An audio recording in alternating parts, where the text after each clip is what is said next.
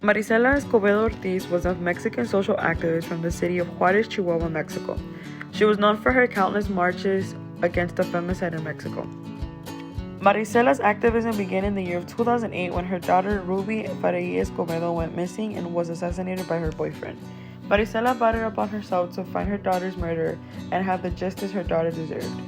After Marisela brought her daughter's murderer, Sergio Rafael Barraza Bocanegra, to authorities, trial began and Sergio was left free due to a lack of evidence, although he had admitted to the crime. As a result, Marisela then made a series of protests against the government of the state of Chihuahua. Guadalupe Navarro, a woman who was born and lived 18 years in the city of Chihuahua, Mexico, has kept up to date with the past and recent events that have occurred in her homeland. Guadalupe is from the same state where Marisela and her family lived and her daughter tragically lost her life. The distance between the cities is a 4-hour drive, Juárez being the border for the city of El Paso, Texas. When being asked, Guadalupe shares her experience living in Mexico and shares an event that occurred that was known in her childhood neighborhood. I actually know of a person that ended up killing his girlfriend. My mother knew the couple very well and lived in the same neighborhood I grew up in. And many times my mother would defend the young lady from the man because he would constantly hit her because of his own jealousy. My mother would call the police on the man, and every time they'd say they couldn't intervene because it was family matters and they couldn't get involved. They remained together after every occurrence, and eventually the couple ended up moving to another city, where sadly the man killed the young lady in front of their 2-year-old son.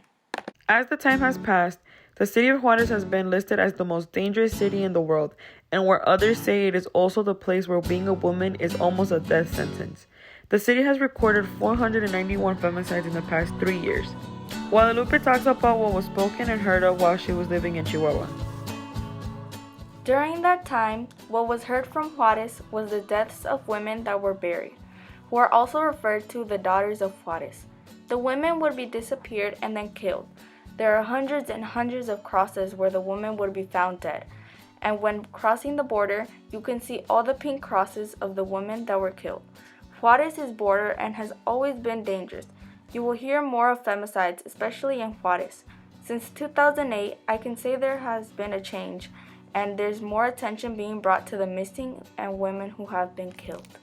Marisela was sadly assassinated on December 16, 2010 in front of the palace of the government in the city of Chihuahua, while she was protesting for the justice of her daughter and all the women who have died of femicide. The fight hasn't been over yet, and now more than ever in present time, protests have been made all over the country of Mexico demanding for justice and equality for all women of the country.